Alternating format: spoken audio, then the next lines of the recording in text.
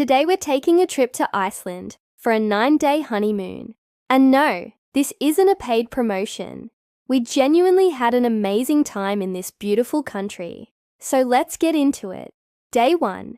We arrived at Keflavik International Airport and picked up our rental car.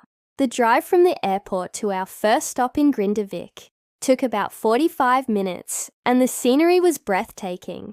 Once we got to our Airbnb, we unpacked and headed out to explore the nearby Blue Lagoon. If you've never been, it's a geothermal spa with stunning blue water that's rich in minerals. It was the perfect way to relax after our long flight. On our second day, we decided to do something a little more adventurous, a glacier hike on Solheimer Jökull. We joined a tour which took us about 2 hours from our location. The hike itself took around 3 hours and was absolutely stunning.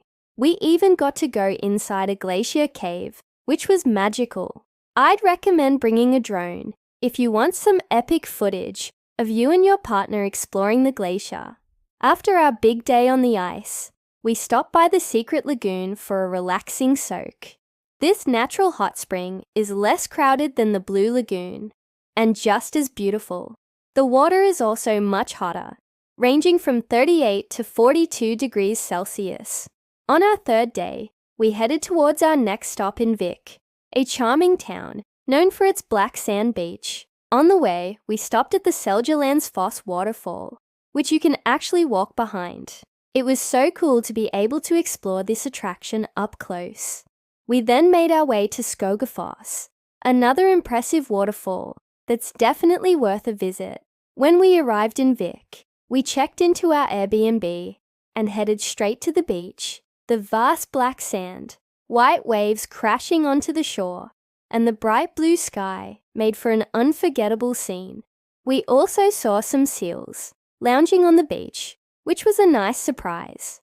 On our 5th day, we did a day trip to the Jökulsárlón Glacier Lagoon.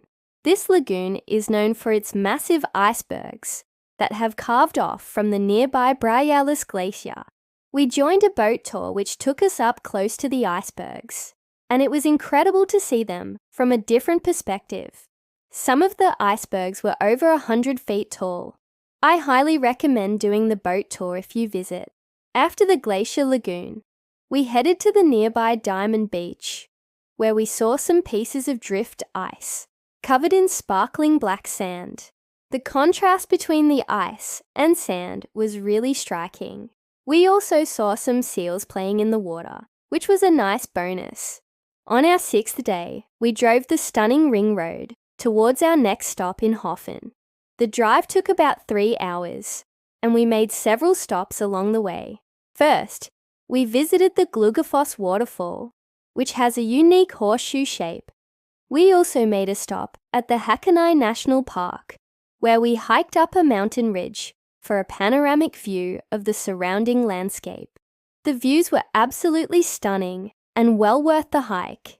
In the evening, we arrived in Hafn, a small town on the east coast of Iceland.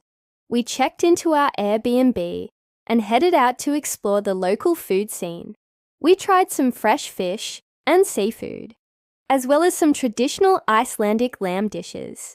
On our 7th day, we did a whale watching tour from Hafn. We were lucky enough to see several humpback whales, minke whales, and even a blue whale.